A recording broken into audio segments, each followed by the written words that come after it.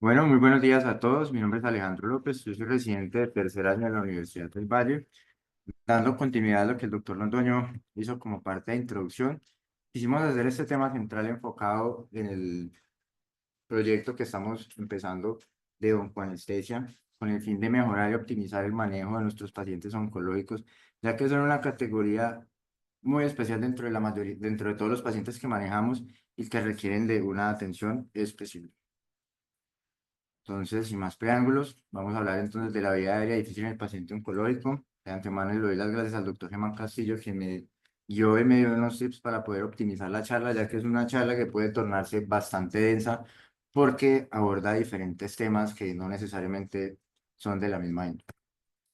Entonces, esta va a ser la ruta o el contenido de hoy. Vamos a hablar un poco de las generalidades, el problema que representa la vía aérea difícil en los pacientes oncológicos, diferentes escenarios, la vía aérea difícil clásica, algo muy breve, recordando pues los principios de lo que es la vía aérea difícil, la vía aérea del paciente con cáncer, que involucra principalmente la historia de radioterapia, la vía aérea del paciente con lesión de cabeza y cuello, la evaluación de la vía aérea en estos pacientes, los pacientes con colgajos libres y las masas mediastinales, que son como el otro campo que está en el escenario dentro de la obstrucción de vía aérea central, con unas pequeñas conclusiones que tengo del tema. Entonces, como generalidades, recordemos que existe vía aérea difícil fisiológica y anatómica. La anatómica es la que siempre hemos descrito con los predictores de vía aérea difícil y demás, y las consideraciones para una vía aérea fisiológica son con las condiciones hemodinámicas que van a evitar la buena optimización de nuestro paciente al momento de abordar la vía aérea. Los pacientes oncológicos se caracterizan porque tienen unas condiciones de base asociadas a su enfermedad y asociadas a lo que en ellos representa que van a transmitir o van a favorecer el aumento de complicaciones desde múltiples puntos de vista. Las terapias previas, tales como la radioterapia y la quimioterapia, van a hacer que estos pacientes se predispongan a complicaciones. El momento del cáncer no es lo mismo tener un paciente en un estadio inicial de cáncer versus un paciente en un estadio 3-4, donde su condición de base va a ser mucho menos óptima y los diferentes tipos de cáncer que van a estar asociados en el mismo, en la misma medida de las complicaciones que puedan llegar a tener estos pacientes. Entonces, ¿cuál es el problema? ¿Por qué nosotros hablamos de vía aérea difícil en el paciente oncológico? Y es que el cáncer per se representa una alteración de la fisiología normal de la persona, independiente del tipo de cáncer. Va a haber un aumento del consumo metabólico, van a haber alteraciones diversas por los tratamientos, como ya se ha comentado previamente, e incluso en muchos de estos casos pueden estar expuestos a usos crónicos de esteroides. En el escenario de cabeza y cuello, especialmente, los cambios obstructivos generados por los tumores, la obstrucción que puede ocurrir de la vía aérea y los cambios inducidos por la radioterapia, especialmente. En el escenario de obstrucción de la vía central de la vía aérea, generalmente nos enfrentamos a pacientes que tienen estadios avanzados porque usualmente estas masas hacen parte de metástasis de tumores primarios en otras partes y donde la evidencia quizás es mucho más limitada por el menor número de pacientes. ¿Qué adicionalmente es un problema?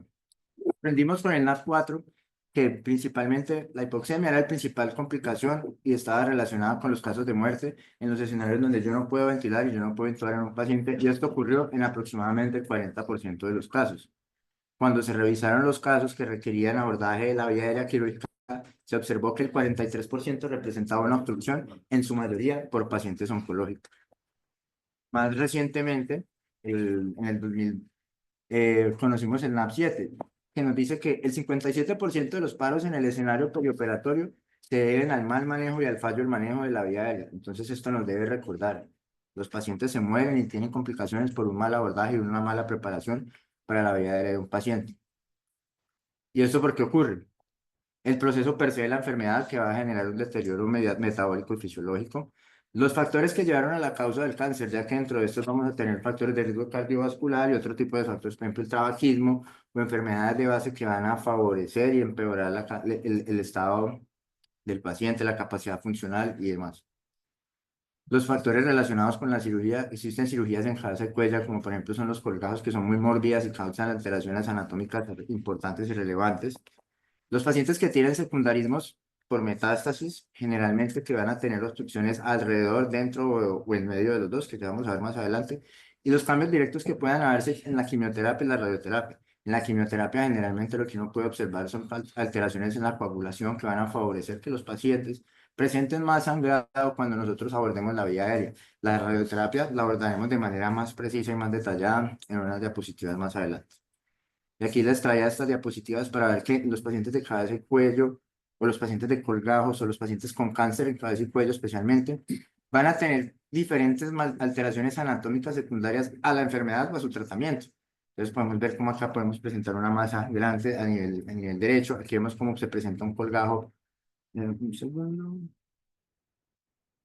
Una paciente con una historia de un colgajo, ¿cómo abordamos normalmente esta vía aérea o qué se debería pensar? Entonces, ahí es donde uno empieza a ver que realmente estos pacientes van a ocupar una categoría especial para el manejo de la misma.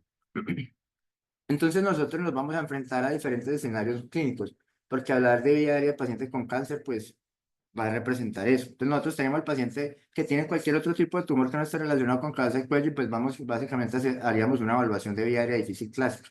El paciente con historia de cáncer, donde son relevantes dos escenarios. El paciente que tiene historia de radioterapia, el paciente que tiene historia de un colgajo, de una cirugía de colgajo microvascular. El paciente que tiene un cáncer en cabeza y cuello, que tiene una masa que obstruye directamente la vía aérea, o que tiene una masa que empeora o dificulta el manejo de la misma, o un tumor que compromete la vía aérea o una masa mediastinal que la obstruye a nivel más distal y que hace necesario otro tipo de abordajes y consideraciones.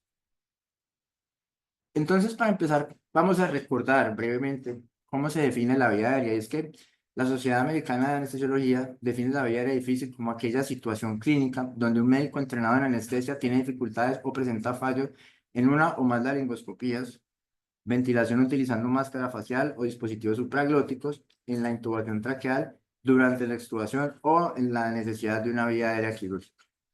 Entonces, clásicamente se nos habla de que debemos hacer una historia clínica que evalúe la causa de la intervención, las comorbilidades que tenga el paciente, una evaluación eh, clínica con un examen físico que evalúa directamente el estado del paciente y los predictores de vía aérea difícil que siempre nos han mencionado, y estudios de imagen que en pacientes con cabeza y cuello, por lo general, siempre van a tener estudios por lo menos de una tomografía, donde va a tomar una importancia y relevancia para poder hacer una adecuada valoración.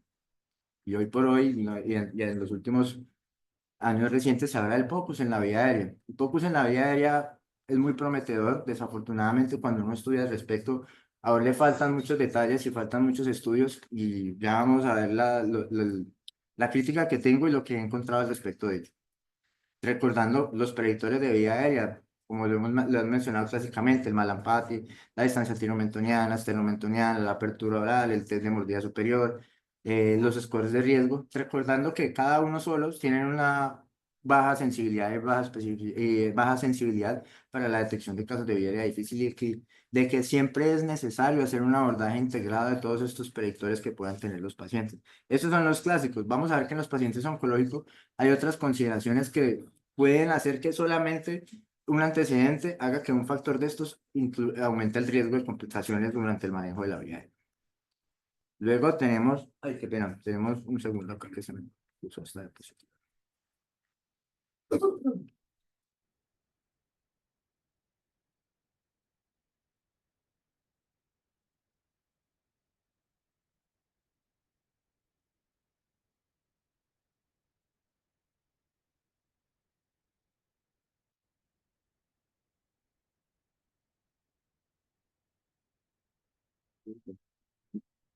Básicamente, esta diapositiva se me montó la imagen, me ofrezco disculpas al público.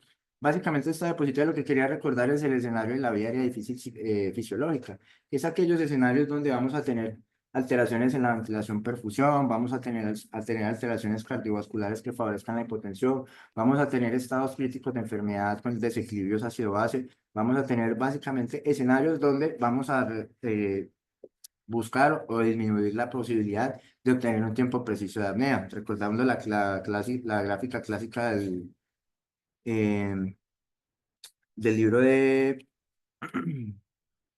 el nombre, de Benumov, donde reconocemos que todas las condiciones de vida diaria difícil fisiológica van a hacer que el tiempo de apnea que yo tenga seguro en un paciente sea mucho menor, independiente pues de los casos clásicos que conocemos como lo son los obesos, pero también tenemos pacientes obesos con cáncer, como lo son de los niños, donde los niños también tienen cáncer, y de mujeres embarazadas, que es el otro escenario donde también hay mujeres embarazadas con cáncer, pero en vida aérea pues digamos que esos escenarios son mucho más disminuidos. Y básicamente lo que tenemos es un tiempo más rápido para desaturación.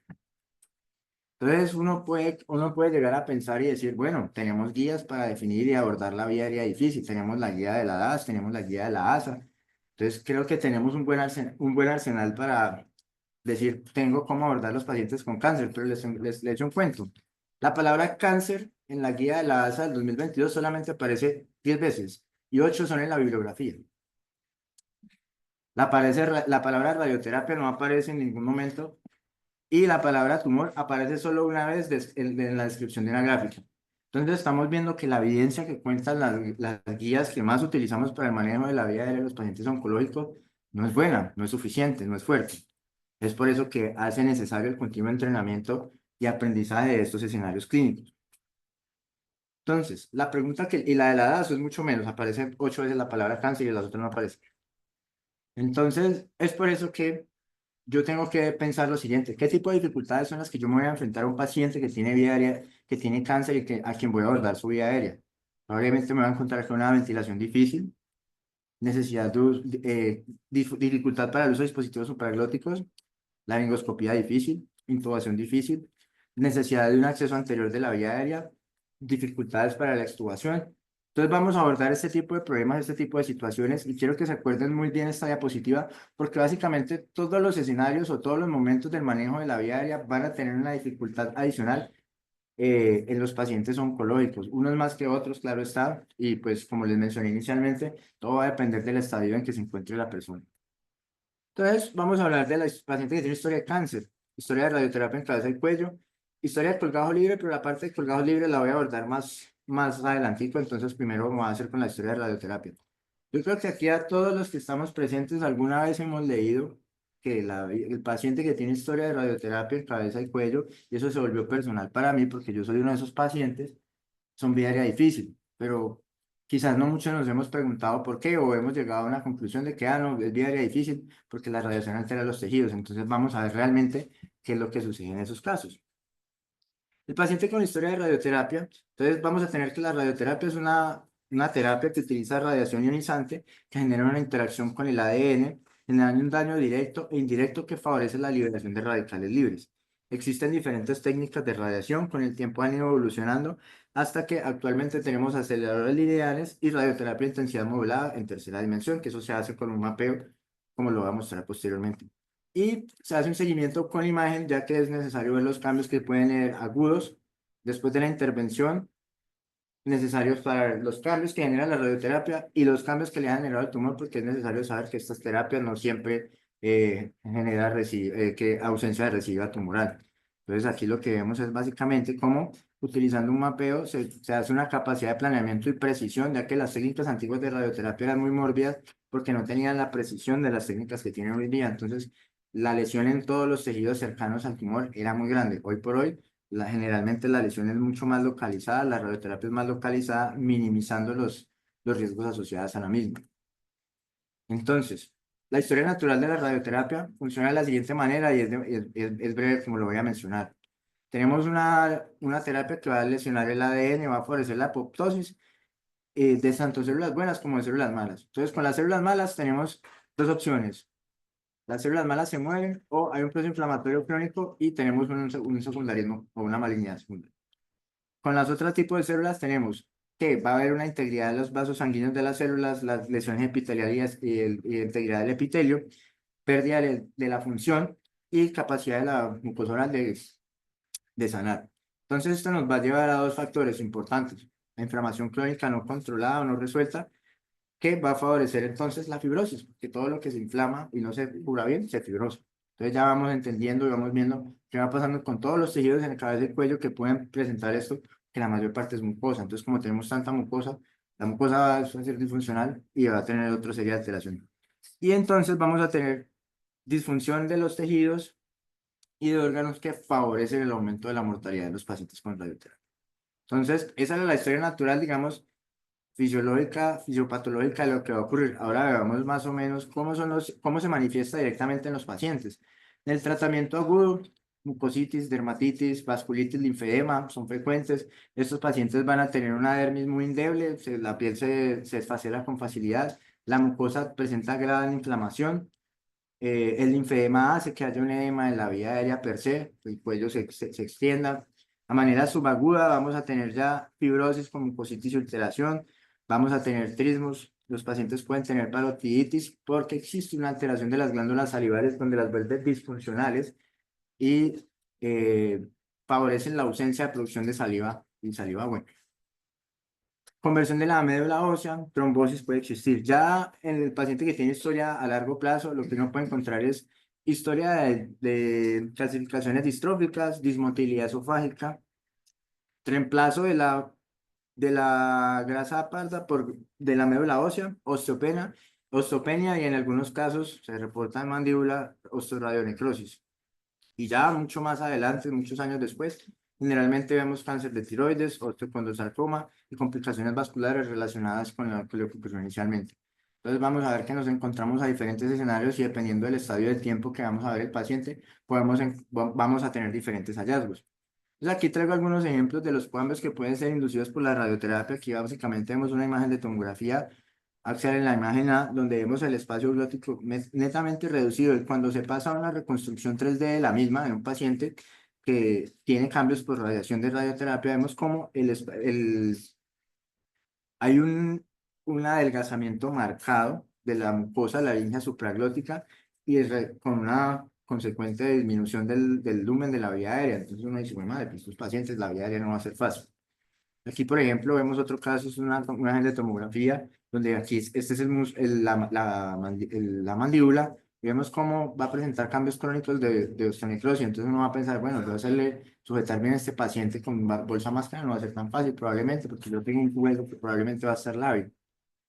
Aquí vemos otro caso de cómo los cambios, y esto es generalmente en el escenario agudo, de la radioterapia hace que haya un aumento del edema de los tejidos y aquí vemos cómo se describe un engrosamiento de la epiglotis, lo que puede aumentar una dificultad, por ejemplo, en el momento de realizar una laringoscopia y por ende de una intubación. Aquí vemos otro caso de un paciente que tiene inicialmente una tomografía que no tiene alteraciones y una distancia y un grosor de la comisura posterior normal de 1,23 centímetros. Y luego, después de unas sesiones de radioterapia, vemos cómo la cisura aumenta hasta casi 4 veces el tamaño por solamente edema seguido a los cambios de la radioterapia. Acá vemos otro ejemplo, pacientes que recibió radioterapia y básicamente esta es la vía aérea del paciente en una imagen. En un plano sagital vemos cómo es mayormente permeable y vemos cómo después de la radioterapia los tejidos se inflaman y hacen que el lumen de la vía aérea sea mucho más, o sea mucho menor. Entonces, cuando uno lee de esto, hay varios artículos, pero quise utilizar principalmente recomendaciones de los libros también, no podemos olvidar los libros, y lo que uno se encuentra con esto es que generalmente la evidencia de los pacientes oncológicos per se, tanto de radioterapia como de los demás, es vieja, no hay artículos muy recientes que hablen al respecto, entonces por eso vamos a ver una serie de conductas que hoy por hoy pensaríamos que eh, no haríamos en la vida cotidiana. Entonces, recordemos, ¿qué vamos a esperar en estos pacientes de vida aérea difícil que tienen historia de radioterapia? Apertura oral limitada, movilidad cervical reducida porque ellos van a tener una cirugía previa, van a tener linfedema y van a tener inflamación de los tejidos. El tejido va a ser fibrótico e inmóvil. Va a haber edema y fibrosis de la laringe. Disfunción de cuerdas, le adiciono otro. La mucosa sangra con muchísima facilidad, entonces cualquier contacto roce que vaya a tener, pues básicamente vamos a tener sangre y nos va a dificultar la laringoscopia. Entonces, siempre van a dar unas recomendaciones para lo cual vamos a evidenciar en los diferentes escenarios del manejo de la vía aérea, que es la ventilación con máscara, generalmente va a ser difícil. Y cuando utilizan diferentes predictores para evaluar cuál es mayor dificultad, se habla de que la protrusión mandibular es mucho más difícil en los pacientes con historia de radioterapia. ¿Es imposible hacer el abordaje en la vía aérea? No, no es imposible. existen reportes de casos donde básicamente dicen que no hubo cambios, pero realmente son casos anecdóticos y la mayoría de series de casos dicen que sí, que sí hay problemas con la vida de ella. Esto nos lleva a plantearnos lo siguiente: debemos planear y considerar planear adecuadamente, ventilar con cuatro manos, utilizar dispositivos que favorezcan la permeabilidad, utilizar dispositivos que no sean tan lesivos de la vía aérea para poder que la mucosa no sangre tanto. Entonces, dar unas recomendaciones para el manejo, unas recomendaciones puntuales. Quizá no voy a extenderme mucho porque si no la charla sería demasiado extensa, pero sí recordar que la fibrosis subcutánea va a generar un menor compliance de la mucosa, entonces uno va a tener que probablemente que hacer más fuerza. Si yo hago más fuerza, voy a hacer más que los tejidos sangren más fácil, o puedo encontrarme incluso en pacientes por estenosis subglótica no identificada o asintomática posterior a la radioterapia.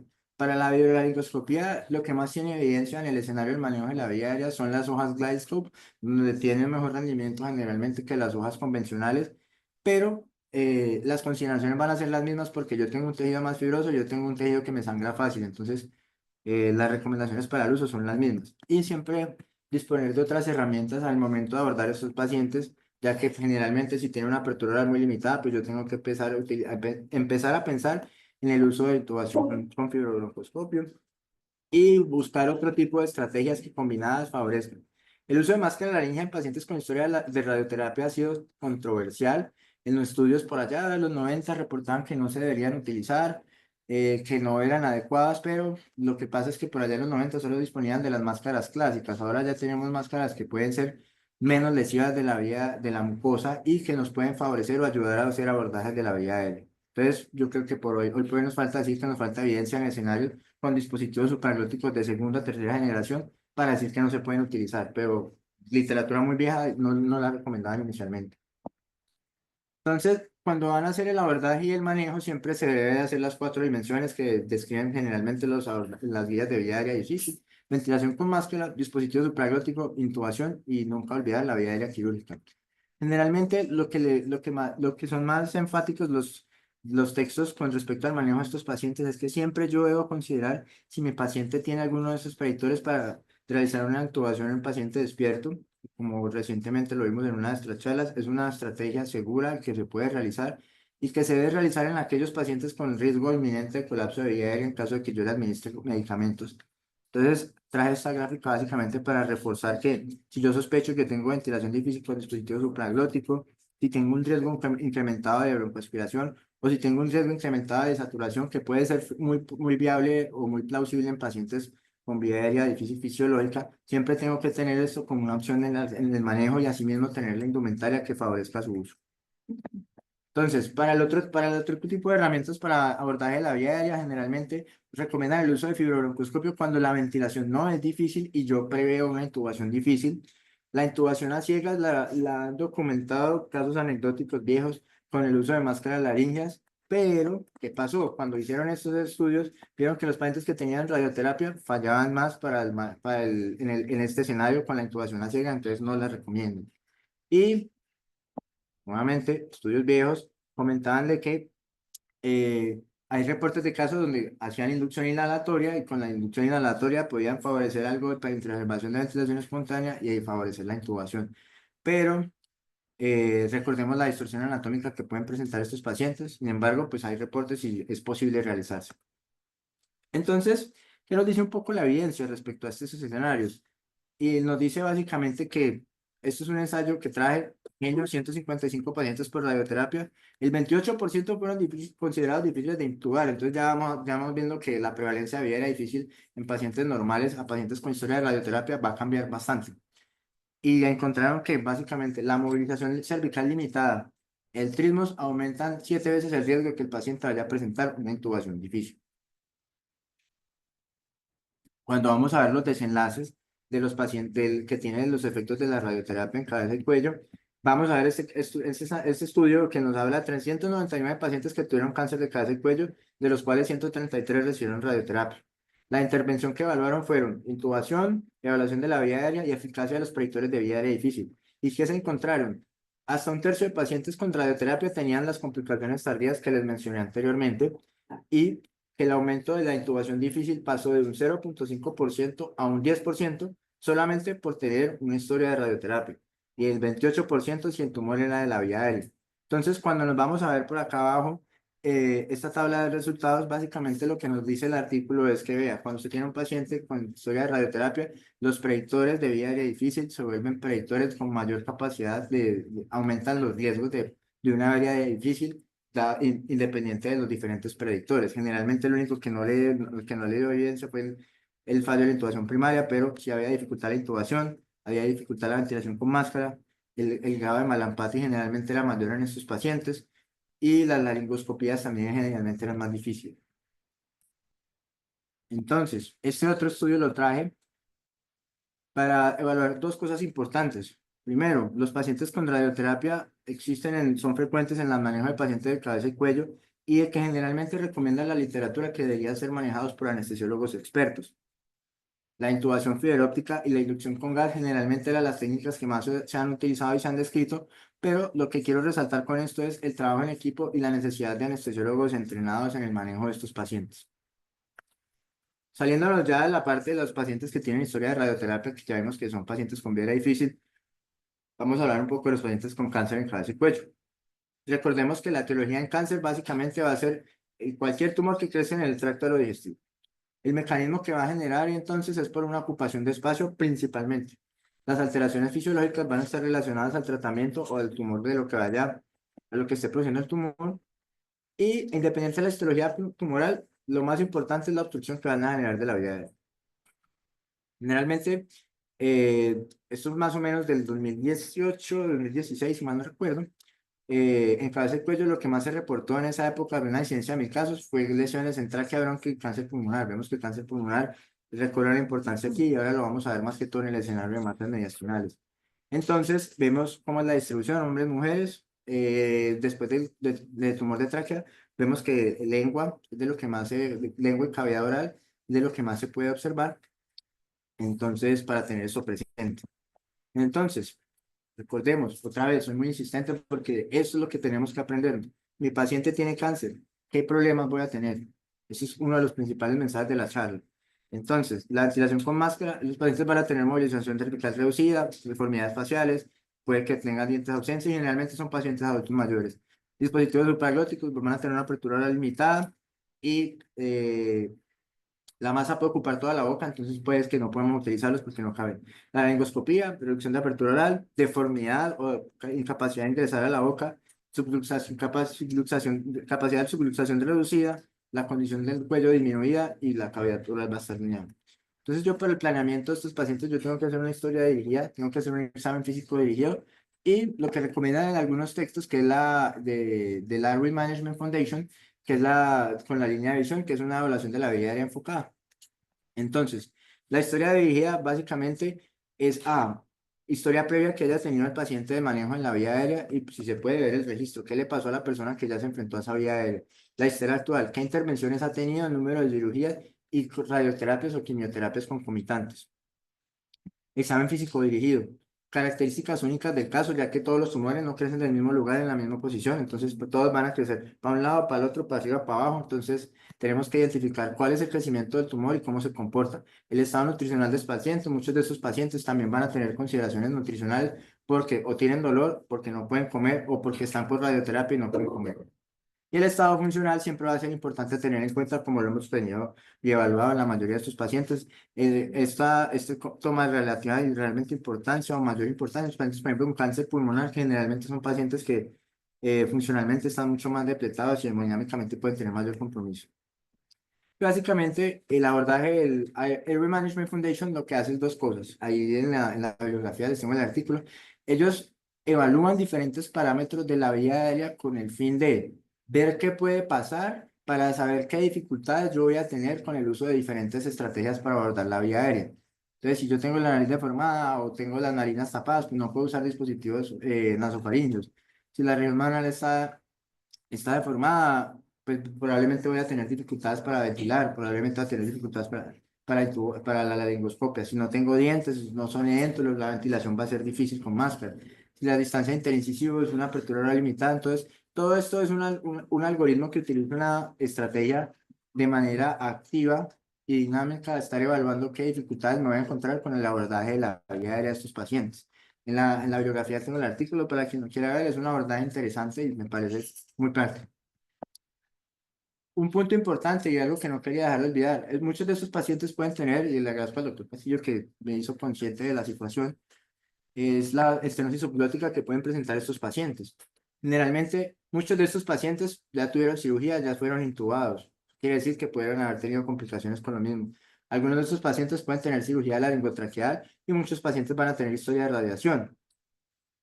Yo puedo pasar un paciente de estos desapercibidos porque está asintomático o porque yo tengo unos síntomas que me encuentro como falta de aire, disnea de esfuerzo, sibilancia, disfonía, que a diferencia de la disfonía no encuentro mucha relevancia o no, probablemente no sería lo primero en lo que yo voy a pensar y yo me puedo encontrar es con esto, con pacientes que yo tengo una vía aérea y que cuando yo evalúo la vía aérea generalmente lo hago hasta la glotis, yo no evalúo más para allá, de ahí la importancia de las imágenes.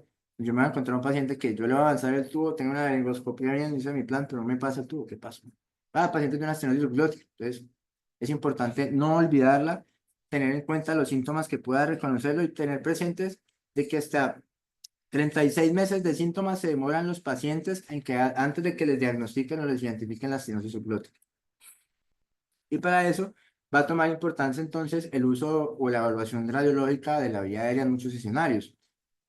Como les mencioné inicialmente, todos estos pacientes al menos una tomografía tienen. Una tomografía le dice mucho a uno del estado de la vía aérea del paciente. La radiografía se ha utilizado durante mucho tiempo, generalmente utilizaban imágenes laterales para dar duro, blando, la vallecula, el epiglotis, todo eso se puede evaluar. Generalmente las radiografías de este escenario no pedimos, no utilizamos. Y se ha descrito su uso en trauma para evaluación de trastornos genéticos, condiciones degenerativas y características para identificar síndromes. Generalmente cuando le colocaban esas imágenes laterales, observaban las alteraciones atrantoxiales, daban importancia a las relaciones C1, C2, y hablaban de que la distancia iomandibular o como uso para predicción de colocación de tubo doble lumen, pero pues realmente eso ya no se utiliza. Aquí vemos un ejemplo. Yo la verdad no la vi muy bien, pero con ojos de la fe, aquí dice que tiene un patrón de reloj de arena con una estenosis traqueal. Ay, muy bien, pero yo le creo. Y por acá, si vemos una imagen más diciente de alguien que tiene una lesión compresiva de una masa tiroidea que genera una desviación de la vía aérea, y esta sí la podemos ver acá más clara en la red. Los estudios de imagen tomográficos en pacientes pediátricos, no voy a hacer mucho énfasis, solamente describirlos para generar búsqueda de malformaciones, los sindrómicos, buscar qué otras alteraciones de la vía aérea puedan tener, atresias de coáneas y los dismorfismos faciales. Y como predicción de vía aérea difícil, básicamente se ha descrito la distancia entre la base de la lengua y la pared faríngea posterior. Aquí vemos entonces básicamente cómo se hacen mediciones tomográficas y cómo vemos la relación. Por ejemplo, estos son reportes de pacientes con secuencia de Pierre-Robin que su vía aérea está mucho más limitada y mucho más estrecha cuando se evalúan las diferentes distancias. Y, qué pena podemos ver acá, podemos también evaluar las lesiones laringotraqueales, que es básicamente evaluar el tamaño de la vía aérea y después un tubo orotraqueal. Yo puedo medir cuál es la distancia o el tamaño de la vía aérea para medir el tubo. Yo puedo evaluar desviación y adelgazamientos que tengan, bien sea por tumores extrínsecos o intrínsecos, y que esto me sirva como una guía para evaluar el trayecto de la tráquea. Pues aquí, por ejemplo, podemos ver cómo en una tomografía realmente uno, siguiendo la luz de la vía aérea, puede identificar fácilmente la misma.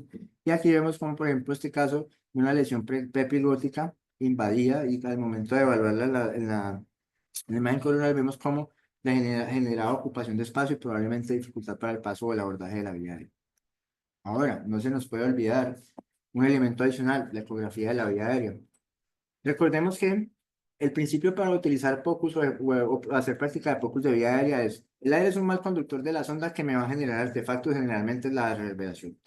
La medición, hay una interfaz entre aire y agua y la superficie de la tráquea que nos va a permitir diferenciar estructuras, y tenemos estructuras que son superficiales, por lo cual generalmente podemos utilizar transductores de alta frecuencia. Se ha descrito el uso de transductores de baja frecuencia, pero es por la fórmula entre la mandíbula y el cuello que es más fácil colocar, pero pues está allí donde pueden básicamente evaluarlo del piso en la base de la lengua, ver si hay lesiones ocupantes de espacio y entonces. Se ha descrito el uso de ecografía en la vía aérea en diferentes escenarios. Principalmente, localización de la membrana cricotiroidea, ubicación del mejor sitio para para realizar traqueostomía, predicción de la laringoscopía difícil, tamaño del tubo endotraqueal, confirmación de intubación endotraqueal y en anestesia obstétrica, que es donde está cobrando mucha relevancia, pero pues que no viene al caso, solo únicamente para mencionarlo, así como brindar seguridad en el abordaje, ya que puede marcar a usted el cirujano dónde están los vasos y qué es lo que no debe usar. Entonces, ¿cómo hacerlo? Para ubicar la membrana, brevemente, cuando se necesita hacer un ácido bajo anestesia o es de emergencia en pacientes obesos y demás. ¿Por qué ubicar la membrana? Se han hecho estudios especialmente del ámbito de anestesiología y se observa que en pacientes obesos el éxito de identificación de la membrana cricotiroidea va del 0 al 39% porque las marcas clásicas que se utilizan no son claras.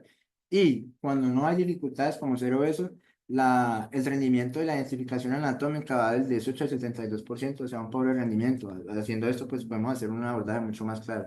Existen dos formas de hacerlo, el abordaje longitudinal y el abordaje transverso. El abordaje longitudinal se sigue el curso de la tráquea, generalmente es el que más está estudiado, ya les voy a explicar brevemente cómo se hace. Y el abordaje transverso lo recomiendan especialmente cuando el paciente tiene cuello o la extensión es muy limitada. Generalmente, entonces lo que se hace, usted coloca la sonda lineal en la horquilla external, luego de la horquilla external, sube hasta identificar la tráquea, que puede ver cómo está superficie, donde hay una interfaz, esto es aire. Desplaza la tráquea hacia la izquierda o a la derecha, el lado que usted quiera. Aquí en el texto desplazaron hacia la derecha, dejando el borde de la mitad de la tráquea en la punta de la izquierda. Luego aquí uno hace una rotación del transductor en el eje longitudinal y empieza a ver estos saltos. Esos saltos son anillos traqueales y uno va en orientación eh, cefalocaudal hacia arriba hasta que se encuentra con esta región de aquí, que básicamente es, aquí vamos a ver el final del cartílago tiroides, aquí vamos a ver la parte anterior del cartílago cricoides, del cartílago cricoides y ahí podemos demarcarle al cirujano cuál es el abordaje de la vía aérea. En predicción de la laringoscopía difícil, el problema que tiene la ecografía es que se han descrito más de 40 parámetros ecográficos para predecir vía aérea difícil. Entonces, entre más parámetros tengan, unos dicen que les va bien, otros dicen que no les va bien, genera dos cosas. Primero, que no se enfoquen en uno y darle fuerza a la evidencia. Y dos, de que todos los estudios utilizan puntos de corte diferentes. Entonces, estandarizarlo se vuelve más difícil porque todos están usando escenarios diferentes.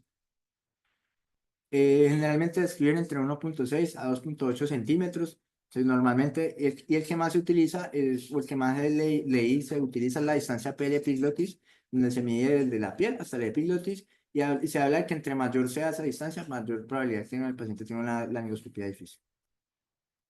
Entonces, ver que el abordaje y el uso de ecografía nos funciona. Hace trae un reporte anecdótico que me encontré por allí de una paciente con un tumor en cuello gigante, donde hicimos la radiografía, no se ve nada, y utilizaron básicamente la ecografía para ver el loop ventraqueal, identificar la epiglotis y utilizar una forma de abordaje para marcar la vía aérea y decirle aquí abórdenla por acá. Entonces, continuando con el manejo de la vida diaria y el abordaje de la vida de sus pacientes, yo siempre tengo que recordar que yo puedo optimizar o lo que me favorece el AMF es optimizar las áreas que se denominan difíciles. Entonces, lo primero que yo tengo que saber es que hay vías aéreas difíciles y hay vías aéreas imposibles. Definitivamente hay vías aéreas que yo no voy a poder abordar y que yo voy a tener que hacer otro tipo de manejos con las mismas. La ventilación con máscara, ¿yo cómo la puedo optimizar? Considero ventilar a cuatro manos, desinfle los cachetes en manutríos y edéntulos, para la lengoscopía, hojas hiperanguladas, mejor visión sin tener que generar tanta extensión y menor presión de la vía aérea, uso de fibronoscopio para la topicalización y métodos para proteger tejidos fiables. Se describe que hay unas estructuras que son de plástico que se pueden poner en las puntas de las cosas metálicas para que no tengan tanto golpe sobre la mucosa. Y la intubación, generalmente la intubación nasal antes de entrar el balón, se lo recomiendan entrar para que el balón se guíe, lo vea, y cuando se utiliza una manguil no le vea el balón y lo avance más fácil. El uso siempre de guía o de buggies cuando se manipulan tubos endotraqueales. Respecto a la cirugía, porque es que nosotros estamos hablando del manejo y las consideraciones que nosotros tenemos, pero hay que acordarnos que somos parte de un equipo quirúrgico y de que los cirujanos también tienen algunas consideraciones y necesitan algunos aspectos que nosotros debemos proveerles para una óptima cirugía. Es que los procedimientos que nosotros hagamos no afectan el sitio operatorio del paciente. Los dispositivos de la vía aérea, por más lógico que suene, es importante tenerlo en cuenta, deben estar lejos del sitio de cirugía. La cavidad oral, generalmente, si la cirugía es oral, debe estar libre de dispositivos y sensibilizarse, y esto lo mencionan en muchos textos, con los cambios postquirúrgicos que va a tener el paciente y tanto la colocación de apósitos que a veces puede hacer difícil el abordaje de la vía aérea. Ahora, yo optimicé cómo hacer mejorar mis técnicas. ¿Qué debo hacer para mantener una adecuada oxigenación en estos pacientes? Si bien sabemos que probablemente en muchos casos vamos a tener vías aéreas fisiológicamente difíciles, no quiere decir que no vamos a proxigenar a estos pacientes. Es aún más donde la proxigenación en estos casos debe ser mucho más acuiciosa y debemos medir parámetros objetivos para garantizar una adecuada proxigenación.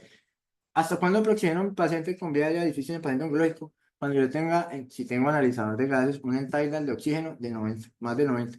Pasar de 90 a 95 es mucho más difícil y requiere mucho tiempo, es poco práctico, pero llegar al 90%, yo con eso garantizo que mi paciente va a tener por lo menos un buen tiempo de apnea. ¿Qué otras medidas? Se ha reportado la oxigenación continua durante la apnea con cálula nasal, colocándole el máximo flujo posible que usted pueda al dispositivo. O las maniobras con Thrive, que utilizan cánulas nasales de alto flujo para optimizar la vía aérea y favorecer la oxigenación apnéica, reduciendo los niveles de CO2, principalmente generado por el flujo que generan las cánulas nasales de alto flujo. Los colgajos, no me había olvidado de ellos. Brevemente, ¿qué son los colgajos libres? Son básicamente restricciones mórbidas que generan reconstrucción inmediata o no, dependiendo del tipo de cirugía. Involucra todo tipo de tejidos blandos, óseos, vasculares y demás. Y generalmente es la primera opción para el manejo de efectos en cabeza y cuello. Usted no puede quitar algo y dejarlos, no taparlo, o no manejarlo, o no planear manejarlo. La reconstrucción puede verse comprometida por el edema de la vía aérea y puede asimismo generar edema en la vía aérea. Y la decisión del manejo definitivo de estos pacientes es en debate o aún está en debate. Aquí traigo unas imágenes para ejemplificar lo que puede ver. Hay múltiples tipos de colgados, múltiples ubicaciones, todo depende de la ubicación del tumor. Aquí hay un paciente que le hizo en el piso de la boca, aquí básicamente un paciente de la región malar, aquí otro paciente que se le hizo en la región de mandíbula, entonces va a ser muy variable. Entonces, eso siempre debe tener consideraciones multidisciplinares, el sitio de la cirugía, el concepto del equipo quirúrgico y las consideraciones anatomo-fisiopatológicas del paciente. Generalmente, estos pacientes tienen una enfermedad avanzada, tumores muy grandes. Entonces, cuando se hace la pregunta de los aspectos técnicos y los desenlaces de los pacientes que fueron llevados a colgajos libres, como les mencioné inicialmente, son son pacientes mórbidos. La mayoría de pacientes tienen mínimo un estadio 3 de cáncer, entonces ya tienen una enfermedad que está avanzada. Son muy sarcopénicos porque generalmente en cabeza y cuello los tumores favorecen que el paciente se desacondicione fácilmente. Han recibido tratamiento antitumoral, incluyendo radioterapia, y es necesario definir una vía aérea antes de la cirugía con un planeamiento adecuado. Y no despreciando la presencia de radioterapia, vemos que la mayoría no han recibido, incluyendo la adjuvancia con quimioterapia. Entonces, para la verdad de estos pacientes, yo esperar siempre una vida difícil. No tengan duda de que ese paciente es una vida difícil que requiere un planeamiento previo y toma de decisiones con respecto a lo mismo. Para la ventilación, yo tengo que ver si está comprometida la boca o la vía aérea en algún tracto, en algún punto del tumor. Qué tan colapsable es la vía aérea relacionada también con la extensión del tumor. La elección de la técnica de intubación. Si yo lo puedo inducir normal, si voy a hacerlo despierto con fibro, si voy a hacer una traqueostomía electiva, es en estos pacientes donde probablemente la traqueostomía electiva se haya utilizado de manera amplia. Y siempre la pregunta es dónde yo voy a colocar el tubo. Lo voy a colocar nasal, lo voy a colocar oral. Submentoniano hay muchos reportes de casos. Entonces uno diría, bueno, ¿por qué a la mayoría que tienen esas vías y esos tumores tan feos, por qué no le hacen traqueostomía? Bueno, resulta que no es tan bueno usar la traqueostomía de manera electiva. Resulta que cuando se preguntaron si era necesario hacer la traqueostomía y la pregunta se la hacen porque cuando uno ve los protocolos de muchas instituciones, no solamente aquí de nuestra región, sino en todo el mundo, en muchos casos utilizan la traqueostomía electiva para el abordaje de la vía aérea de estos pacientes. Entonces, ¿cuál es el problema? Estos pacientes van a tener una extubación diferida. Y el debate existe, ¿por qué? Porque es que cuando los pacientes les hacen traqueostomía, la traqueostomía sola es un predictor de complicaciones desde un 4 hasta un 45%. Este, por ejemplo, fue una revisión que trajeron 129 colgados libres en cavidad oral. Le hicieron resección y reconstrucción primaria. 61 pacientes le hicieron traqueostomía electiva y algunos casos que requirieron diferida, y a 7 pacientes le hicieron la traqueostomía tardía. Entonces compararon traqueostomía versus no traqueostomía y un pequeño número de pacientes con traqueostomía tardía. Y básicamente solo los pacientes que recibieron traqueostomía tuvieron un 6,4 más por ciento de complicaciones. Generalmente las complicaciones son de índole respiratoria. Y cuando compararon entre los pacientes que recibieron traqueostomía electiva a los pacientes que la necesitaron durante la noche, tuvieron más complicaciones los que se hicieron la traqueostomía inicialmente. ¿Por qué pensar en traqueostomía? Ah, porque es muy una vía aérea segura. Usted le define la vía aérea al paciente. Usted podría pensar en finalizar tempranamente la ventilación mecánica y da facilidad, permeabilizar al acceso a la vía aérea en caso de que tenga que hacer un abordaje. Ventajas de la intubación: menos infecciones del tracto respiratorio inferior, que es donde generalmente la traqueostomía más problemas tiene. Regresan a la función más rápido y tienen menos complicaciones de la vía aérea. Y no solamente eso, sino que si le preguntan a los pacientes qué tipo de técnica quisieran tener, más del 60% dicen que preferirían que los intubaran a que usaran una traqueostomía. Entonces también tenemos que acordarnos de lo que el paciente opina, piensa. Entonces, básicamente, ese fue otro estudio que trae para describir lo mismo: traqueostomía versus no traqueostomía con intubación orotraqueal, pacientes homogéneos llevados a cirugías similares en pacientes oncológicos, y lo que se evaluaron fueron las complicaciones, morbilidad, implicaciones en costos. Lo que vemos cuando vemos acá las complicaciones, principalmente eh, infecciones del tracto respiratorio superior, colección en cuello, desplazamiento de traqueostomía, que es un problema que no vamos a tener los pacientes intubados, es mayor. Y los costos también son mayores. Entonces, por eso entra en debate o se abre la discusión acerca del uso de traqueostomía electiva en pacientes que van para colgados libres o que van para cirugía de cabeza y cuello, porque no están exentas de riesgo. Ahora vamos a hablar un poco de las masas mediastinales y la obstrucción central de la vía aérea. Brevemente recordemos que dentro del mediastino anterior vamos a tener timo, nódulos linfáticos, vasos sanguíneos, grasa, y la región anterior va a estar compuesta por el esternón y a nivel posterior va a estar el corazón. El mediastino medio, corazón y pericardio, la vía aérea mayor, vasos sanguíneos grandes, esófagos, nervios frénicos y el plexo cardíaco. Entonces, anterior tenemos el mediastino anterior y posterior tenemos el mediastino posterior, así listo. Y en el mediastino posterior vamos a tener estructura de esófago, la aorta descendente, vasos sanguíneos y conducto linfático. Anterior, el pericardio, y posterior ya van a estar las vértebras torácicas. Aquí una imagen más breve, más fácil, lo entendemos todo: mediastino anterior, este es superior, mediastino posterior, mediastino medio, acá está el cifoides, ahí se van a comprender el resto de estructura. Y la obstrucción central de la vía aérea, pues esa se va a clasificar de la siguiente manera. Vamos a tener una obstrucción que es intrínseca cuando la lesión está traqueal, extrínseca cuando la lesión está comprimiendo la tráquea, y mixta cuando la lesión es un componente corrosivo que está dentro y afuera. No hay tanto lío. ¿Qué debo tener yo en cuenta para estos pacientes de masa mediastinal, que también son un grupo de pacientes delicados? Yo debo tener muy en cuenta la clínica de mi paciente. ¿Por qué debo alertar? El anestesiólogo debe estar alerta, porque es que muchos de estos pacientes van a tener más complicaciones desde el punto de vista perioperatorio cardiovasculares. Cuando tienen disnea de tos en supino, debe ser un llamado a ver qué está pasando con esos pacientes y qué tipo de obstrucción tienen. Y episodios sincopales o fusión pericárdica que puedan favorecer un colapso hemodinámico durante la inducción o durante el manejo de estos pacientes. Y generalmente, las masas mediastinales se van a presentar de esta manera: compresión de la vía aérea, ortopnea, tos y sensación de plenitud torácica, compresión cardiovascular, síncope, distensión yugular, que pueden hacer síndrome de la cauda superior, dilatación de venas superficiales, cianosis y taquicardia. Entonces, cuando van a evaluar los estudios de imagen, nos damos cuenta que la radiografía de tórax no es suficiente. Generalmente estos pacientes siempre van a tener una tomografía donde nos vamos a evaluar el árbol trofeobronquial. Aquí vemos, por ejemplo, cómo tenemos una pequeña masita, pequeña, esta de acá, que está comprimiendo la vena ácidos, y vemos cómo genera importante disminución del calibre de la misma. Y con esto podemos evaluar los detalles anatómicos y la relación que tienen con las estructuras al momento de hacer el abordaje. Recordar que la estenosis traqueal es cuando hay cuando hay una estenosis traqueal mayor del 50%, yo tengo un riesgo mucho mayor de obstrucción de la vía aérea durante la anestesia. Entonces, por eso debo pensar muy bien qué tipo de abordaje voy a utilizar en estos pacientes. ¿Qué debo tener en cuenta con estos pacientes, perdón, síntomas cardíacos, especialmente en un ecocardiograma transtorácico? Porque yo necesito descartar dos cosas. El tumor que tenga mediastinal no me esté comprimiendo estructuras cardiovasculares, que no tenga un derrame pericárdico, que es frecuente en estos pacientes. A partir de esto, yo puedo evaluar el compromiso cardíaco, evaluar la función pulmonar y la espirometría. La usan en muchos casos, digamos que es debatida, pero siempre lo utilizo para hacer una estratificación de riesgo. Del ecocardiograma que le pido al paciente, veo mi función ventrículo izquierdo y derecho. Derecho muy importante porque estos pacientes pueden tener compresión. Comprime los grandes vasos, tiene derrame, enfoco mi búsqueda de eso.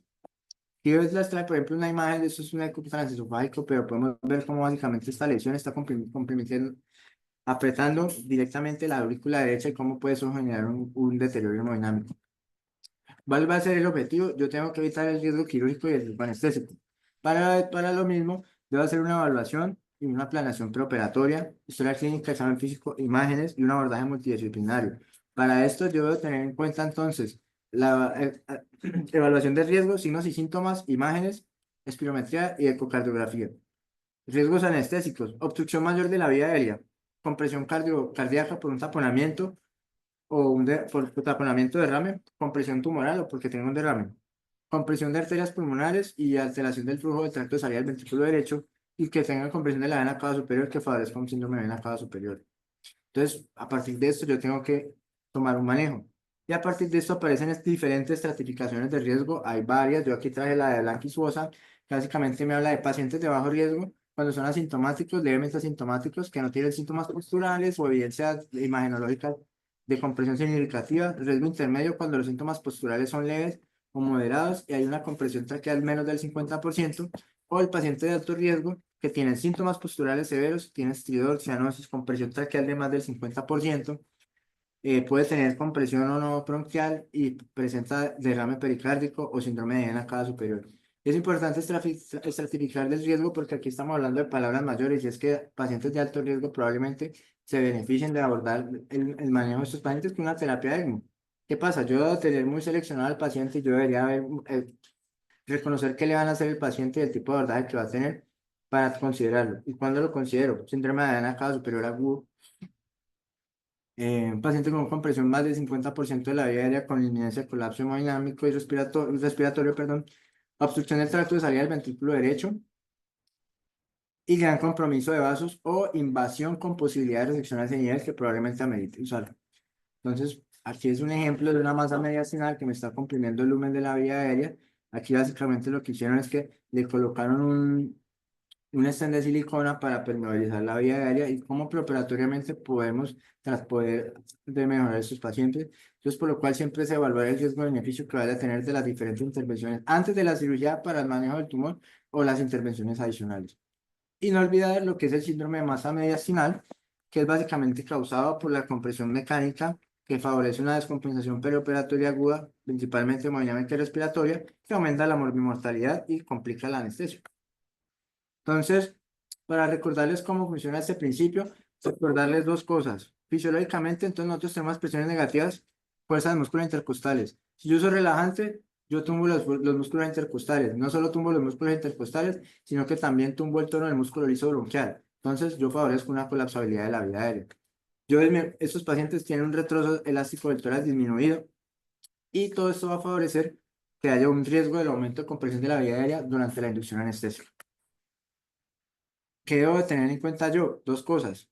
Siempre hay una posición, o generalmente hay una posición con la que el paciente se siente más cómodo, con la que el paciente respira mejor. Conózcala, identifíquela, que esa posición idealmente no debería llegarse allá si usted tiene un buen plan, pero pues debe saber cómo posicionar al paciente en caso de que haya descompensación aguda. Generalmente dicen que colocándolos en decúbito lateral derecho, si no la haya identificado, es como la forma de prevenir un síndrome de masa mediastinal cuando está sentado no le mejora. Y ya para el manejo de la vía aérea, siempre tiene que definirse según la anatomía y el grado de obstrucción bronquial que tengan sus pacientes. Si tienen la compresión traqueal con un segmento traqueal o distal es normal, considerar, por ejemplo, un tubo normalito reforzado que sea más allá del sitio de la obstrucción. Si yo tengo compresión traqueal distal o compresión de carina o compresión de bronquios principales o el tubo no pasa más allá, pues debo considerar un uso de broncoscopio rígido para abordar la vía aérea. Y a partir de esto yo voy a tener unas consideraciones anestésicas. Principalmente, el mayor mensaje con los pacientes de masa mediastinal es que a todos se les debería, en la mayoría de los casos, mantener su ventilación espontánea, evitar el uso de medicamentos que puedan deteriorar esto, ya que al final del día que el paciente respire es lo que le va a salvar la vida. No recomiendan la sedación profunda, no se recomiendan medicamentos solos y solamente si usted tiene asegurada la vía aérea, pues en ese momento aplique el resto de cosas. Generalmente ningún agente superior al otro. Como pueden ver, entonces, vemos que los pacientes oncológicos, a pesar de que solo aparezcan 10 veces en las guías de vía aérea difícil, son un gallo. Es importante que reconozcamos que estos representan un desafío al momento de abordarlos en el perioperatorio, incluyendo la vía aérea, lo cual exige un planeamiento. La radioterapia, como siempre lo leímos, como siempre lo supimos, sí aumenta el riesgo de complicaciones durante el manejo de la vía aérea. Recuerda tener en cuenta la temporalidad y las posibles complicaciones que vaya a tener según el tiempo. Identificar los riesgos permite generar estrategias y evitar complicaciones. Soldado avisado, no muere en guerra. Existe la vía aérea difícil e imposible. Reconózcala, haga un planeamiento quirúrgico, un abordaje diferente de la vía aérea y trabaje de la mano con otras especialidades. Y el manejo de estos pacientes requiere centros con alta experiencia. Gracias.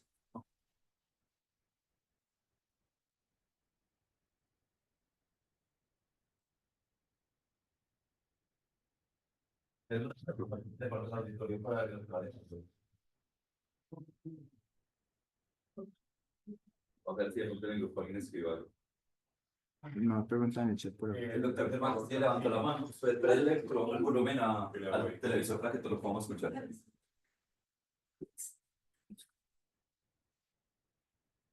Ahora sí. Dale.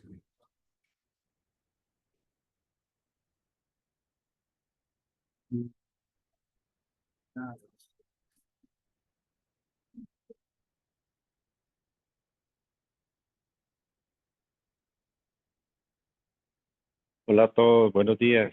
¿Me escuchan bien?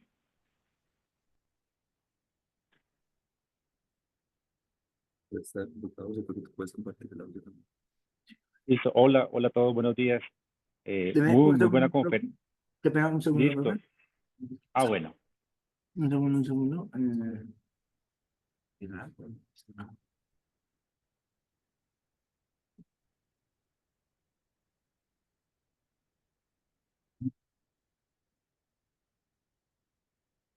Profe, ¿puede hablar un momento? Sí, hola, hola. ¿Ahí sí me escuchan bien? ¿Escúchame? Sí, Listo, profe, gracias. Listo, bueno. Muchas gracias y felicitar a Alejandro por la conferencia. Fue pues un muy buen enfoque que se realizó de este tema pues tan complejo como su nombre lo dice, vías aéreas difíciles. En este grupo de pacientes, como estuvimos revisando durante la tutoría, es un grupo que genera una complejidad muy alta y por eso los mensajes que Alejandro nos transmite acerca de realizar ese abordaje, ese adecuado planeamiento es fundamental para realizar pues una adecuada cirugía, un adecuado abordaje de la vía aérea en estos pacientes. Por eso es importante la comunicación y todas estas herramientas que son no técnicas que nos permite tener un buen trabajo en equipo y una adecuada planeación, porque pues la idea no es llegar a hacer un abordaje.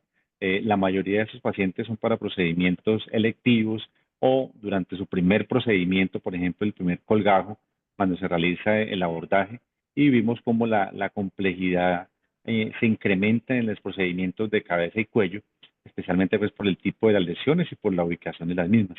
Por eso es muy importante lo que Alejo nos resalta acerca de la comunicación con el equipo quirúrgico, con el cirujano de cabeza y cuello, para conocer ellos cuál sería la mejor opción para la vía aérea. Si es adecuado, Alejandro mencionó los pros y los contras de las traqueostomías que son previas a los abordajes, algunos conceptos que son muy complejos de manejar, especialmente para la parte psicológica del paciente, como las traqueostomías profilácticas, los casos que mencionó Alejandro, de que reciben de pronto radioterapia antes o de un manejo invasivo de la parte pues, tumoral y que eso nos puede comprometer progresivamente la vía aérea. es mucho más frustrante para el paciente, mucho más complejo una traqueostomía versus una gastrostomía profiláctica, que es también muy frecuente en este grupo de pacientes de cabeza y cuello, que antes de la cirugía requieren de pronto radioterapia o como consecuencia del manejo o la radioterapia van a quedar con alimentación de forma pues, directa por gastrostomía. Entonces, muy importante los mensajes que Alejandro nos deja para el manejo de estos pacientes y este forma parte del grupo de conferencias del esquema que se ha manejado en oncoanestesia y este es uno de los temas que es transversal a casi todos los procedimientos, especialmente a los cánceres de cabeza y cuello. Muy bien, Alejandro, felicitaciones. Gracias, profe. En el auditorio, ¿alguien tiene alguna pregunta, inquietud, duda? Dispuso de una parte del tema que, bueno, yo entendí que dijo que la vía aérea quirúrgica electiva tenía una serie de complicaciones, ¿no? Por sí propia, neurológicas, etcétera, ¿no? Y entonces creo que dijo que se optaba por intubarlo. Lo que pasa es que eso es algo que en el mundo no está, no hay una guía que le diga qué hacer. Entonces, cuando uno va a buscar la bibliografía con respecto a la abordaje de esos pacientes, lo que hay son protocolos institucionales que se forman. Muchas instituciones protocolariamente lo que hacen es colocar traqueostomía electiva. Obviamente, dependiendo de las características del tumor, digamos que pues eso es complejo porque obviamente no todos los tumores necesitan traqueostomía. Un tumor, por ejemplo, que sea malar, por ejemplo, dependiendo de la ubicación, si está muy para acá, se puede pensar en intubarlos, o no necesariamente la traqueostomía, sino que también está la intubación submandibular. Entonces, ¿qué pasa? Se abre el debate porque la traqueostomía favorece el aumento de complicaciones ya en el posoperatorio, pero la respuesta no es que no les hagan traqueostomía porque hay pacientes que definitivamente necesitan la traqueostomía. Digamos que la discusión es esa, ¿le hago o no le hago la traqueostomía? La invitación es básicamente lo que recomiendan es evalúe como grupo con el cirujano la experiencia que tengan para el manejo en la vía aérea y el comportamiento del tumor, porque pues, no todos los tumores se comportan iguales. Entonces, como lo que Yo tengo una pregunta. En los casos en donde no tengo disponibilidad a una imagen diagnóstica, ¿sería útil la realización de una nasofibro por parte de nosotros para hacer una evaluación de la vía aérea? Hay estudios de pronto que hayan sido comparativos, pues, en relación con personal no experto. Generalmente, Un escenario como de emergencia donde yo puedo valorar rápidamente cómo está esa vía aérea antes de abordar. generalmente, como el doctor Casillo lo mencionó, como estos pacientes van para procedimientos electivos, a muchos les han estudiado con nasofibro cuando se sospecha que tengan un estenosis glótico, que tengan un compromiso traqueal. Pero sí leí un par de reportes donde se guiaban con la nasofibrobroncoscopia para abordar la vía aérea. ¿Cómo la intubaban? Ahí sí hay estudios muy viejos, hay estudios más recientes, pero sí se ha utilizado y se puede plantear el uso de la nasofibrobroncoscopia en un escenario emergente. El problema es que hay que ver cuál es la emergencia del paciente. ¿Tiene compromiso de la vía aérea o la verdad es por otra consideración? Porque lo que yo veo primar es que esos pacientes van a perder fácilmente la vía aérea y van a tener fácil colapsabilidad de la misma dependiendo del caso. O no van a poder ser abordados. También es el caso. Y la otra duda que tenía era con respecto a las masas mediastinales, ¿existe de pronto algún consenso que nos diga medidas o factores de riesgo que nos predigan el riesgo de colapso como tal de las estructuras? Porque, pues, por ejemplo, a mí me ha pasado en algunas ocasiones que he tenido pacientes con masas muy grandes y que en reunión pues, con el cirujano en tórax se toma la decisión de hacer una inducción anestésica usual y no se colapsa. Pero también me ha pasado el otro escenario, como una masa más pequeña se induce y se colapsa. Entonces toca reposicionar al paciente, de pronto hacer una intubación en el cuito lateral con fibro. Generalmente lo que describen en el caso de los pacientes de masa mediastinal es lo siguiente.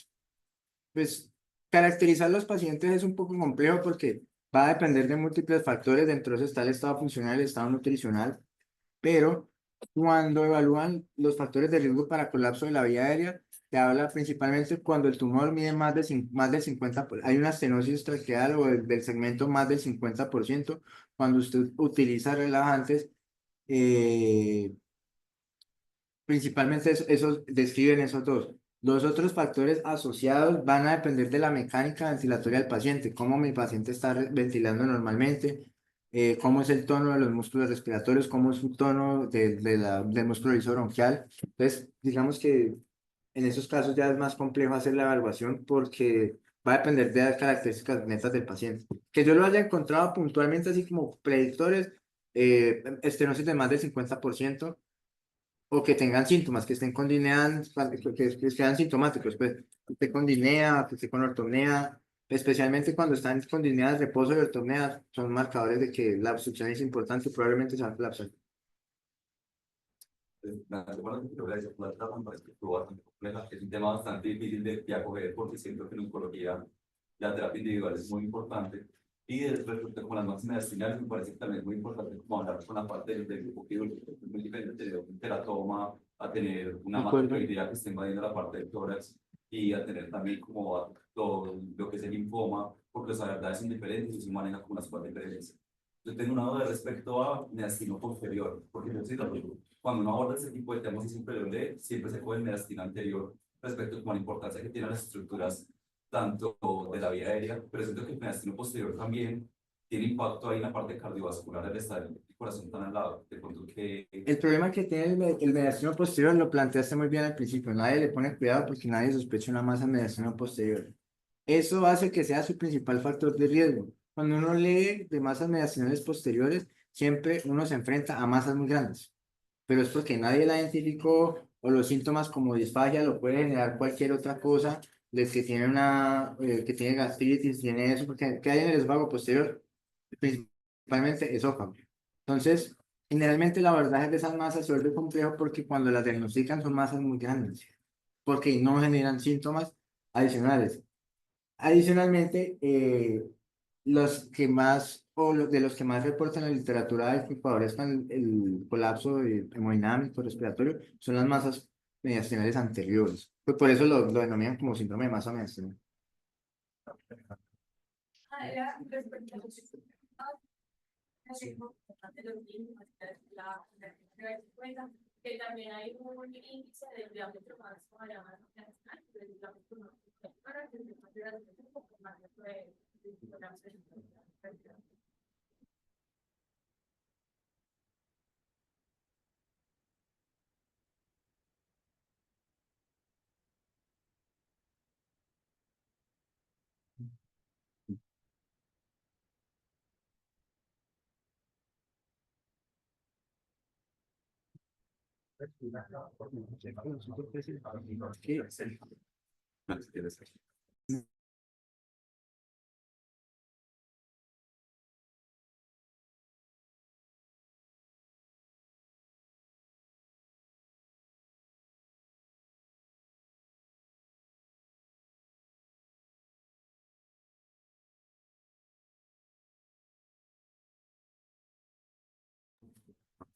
buenos días a todos. Vamos a empezar a responder algunas preguntas del chat que realizaron por la parte del Zoom. La primera es, excelente conferencia para abordar la vía aérea en masas mediastinales. ¿Qué estrategia de medicamentos recomiendas? Y luego, ¿qué abordaje, si es pertinente o no, el uso de relajantes neuromusculares? Y si hay colapso de la vía aérea, ¿qué podríamos hacer? Eh, bueno, profe, gracias por las palabras.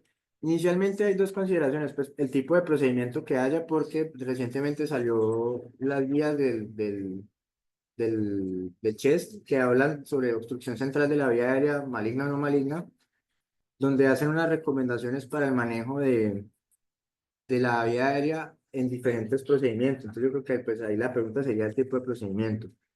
¿Qué estrategia de medicamento se utiliza? Cuando uno busca la evidencia, realmente no hay diferencia entre diferentes estrategias. Muchos utilizan por fuera midazolam, muchos utilizan dexmedetomidina, remifentanil. La recomendación que hacen o la mayor énfasis es al uso de relajantes neuromusculares que, que puedan comprometer el compliance y la fuerza de los músculos respiratorios y el tono del músculo liso bronquial.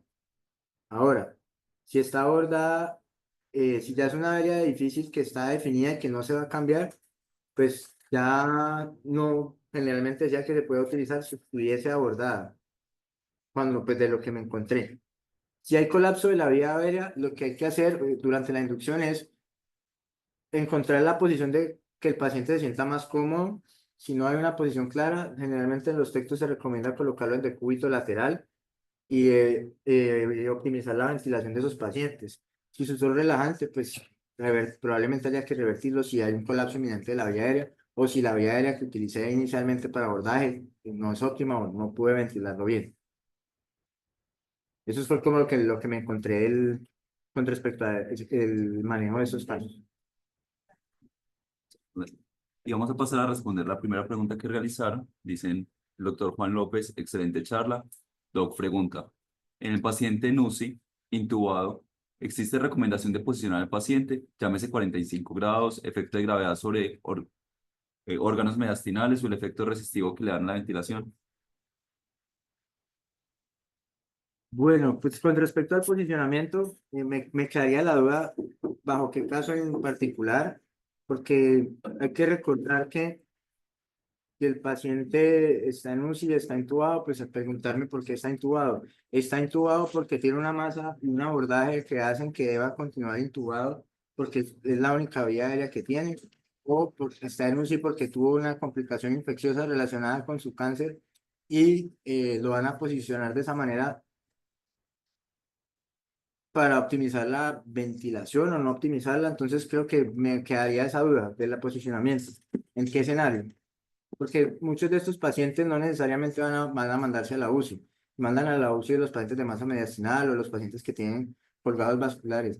Y la recomendación, por ejemplo, en los pacientes con colgajos, con los colgajos libres, es hacer una extubación o en la salida o temprano.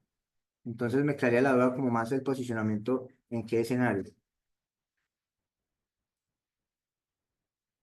Ahora, los pacientes que llegan con intubación monobronquial por fibrobroncoscopia, ¿hay algún efecto del posicionamiento? Cuando hay intubación monobronquial, pues la pregunta es, ¿qué herramienta se utilizó? ¿Se utilizó un bloqueador bronquial o lo hicieron con un tubo monolumen? Si se utilizó un tubo, un bloqueador bronquial, probablemente sí vaya a haber problemas con el posicionamiento, ya que es muy fácil que los tubos, que los bloqueadores bronquiales se salgan o se zafen del sitio para la ventilación. Entonces, probablemente el estar moviendo el paciente, cambiándolo de posición, favorezca el desplazamiento del bloqueador bronquial. Con un tubo monolumen, si se avanzó guiado por fibrobroncoscopio, probablemente no haya tantas consideraciones como lo habría con el bloqueador bronquial. ¿Más preguntas? Tengo una pregunta. De todas las abordajes que hiciste, hay una que me queda la duda, es si el paciente que tiene tumor en cavidad oral, que comentaban el uso de intubación retrohumoral, no sé. Lo describen. Es básicamente, cuando uno lo ve, ahí en estos casos no lo coloqué o no lo escribí como evidencia, sino que hay casos anecdóticos, porque el problema que tiene el cáncer es que no todos los pacientes siguen un mismo patrón, sino que los tumores se comportan diferentes. Entonces, lo que quise mencionar es que hay reportes de que se ha utilizado esa herramienta como última medida en caso de que no se pudiera abordar la vida de un paciente por otra consideración, pero que sea una indicación de primera medida con evidencia, con calidad, no, eso no tiene evidencia ni calidad, esos son más reportes anecdóticos que hay en la literatura. En esos casos, en cavidad oral, pues hay que ver cuál es la extensión del tumor y ver si es viable un anaso o si es viable cristomía. Y ya, una pregunta sería, los pacientes que van a, decimos que no usar anestesia general y relajante, los que van a sedación, ¿qué agentes muestra mayor evidencia o opción de sedación? No hay diferencias, no hay diferencias. Lo que siempre le van a recomendar y lo que siempre plantean los algoritmos es, dele a su paciente el medicamento que menor compromiso vaya a tener sobre el patrón respiratorio. Uno dice dexmedeto, pero cuando uno evalúa los estudios con dexmedeto no es que le vaya tan bien. O sea, no es que diga, no, es que el uno va de elección ya. Entonces, la verdad es que no hay mucha diferencia. Lo que mejor utilices. Ya había alguna diferencia entre utilizar hacerlo con bloqueos o con medicamentos, pues teniendo en cuenta que siempre existe el riesgo de sobresedación con El problema de los bloqueos en los pacientes de cáncer es que muchas veces la vía aérea está alterada por los tumores. Entonces, la técnica anatómica es más difícil. Por otra parte, los tumores muy vascularizados pueden fácilmente sangrar y generar complicaciones. Entonces, digamos que este es un grupo donde los bloqueos se pueden hacer. Por ejemplo, si usted utiliza la guía ecográfica, es una buena estrategia para hacerlo, pero que con técnicas anatómicas puede representar mayor dificultad por las alteraciones que puedan haber en la vía aérea. Si no hay compromiso directamente, por ejemplo, en cuello del tumor, que el tumor sea más en boca y no comprometa estructuras eh, submandibulares, probablemente se pueda utilizar estrategias con bloqueos en caso de que yo medite hacer una intubación despierto o yo medite hacer algún procedimiento.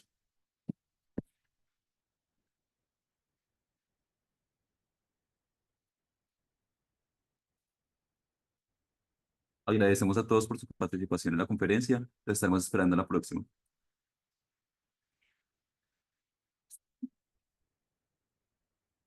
¿Viste?